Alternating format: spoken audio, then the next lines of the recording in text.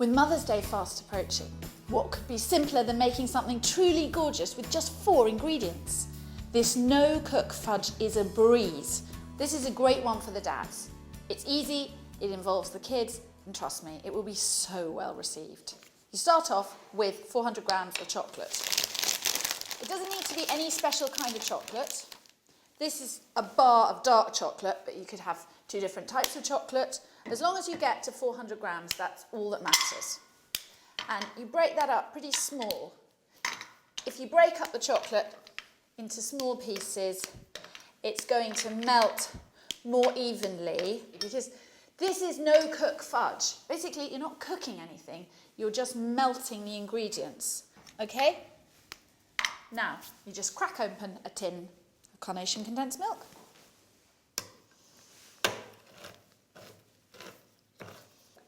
Pour that in. That does look delicious.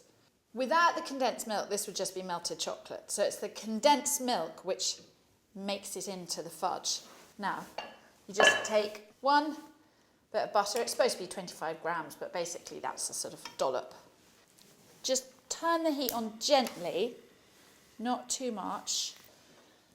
And there we are. You can see it's beautiful. At this stage, it looks like chocolate marble. Trust me when I say that a non-stick pan is essential for this. I've been there. You can't do it without a non-stick pan.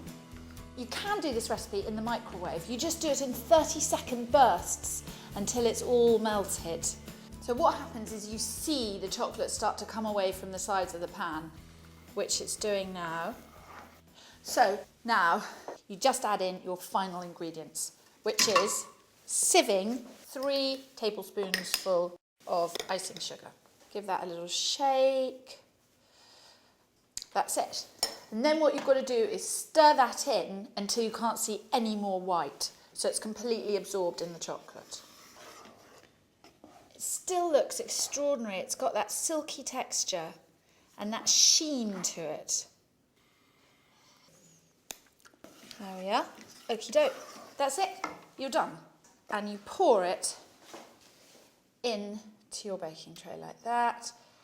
You've got your parchment in there. There we are.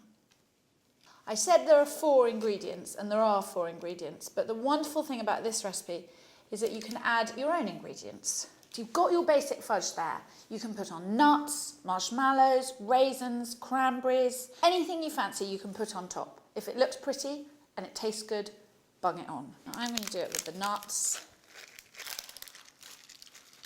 You just pat them in, just to ensure the nuts stay on. Okay, bingo, all done. Put it in the fridge. You leave it there for an hour. This is the only bit that you probably shouldn't do with the kids. Because this has just come out of the fridge, it is a bit hard, so select one of your heavier knives and get your weight behind it.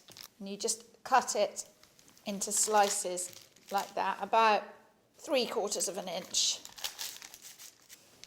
I find it better to cut what you need and to leave the rest in a block. Remember, this fudge can be in the fridge for up to 3 weeks. And then cut off the little nubbins at the end, and then just go for it.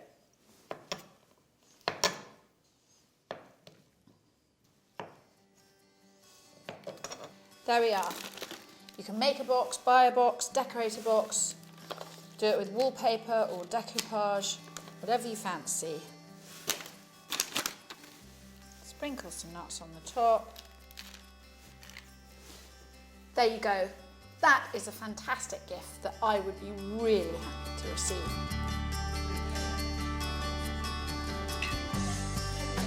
So nice having something homemade. It is so moorish.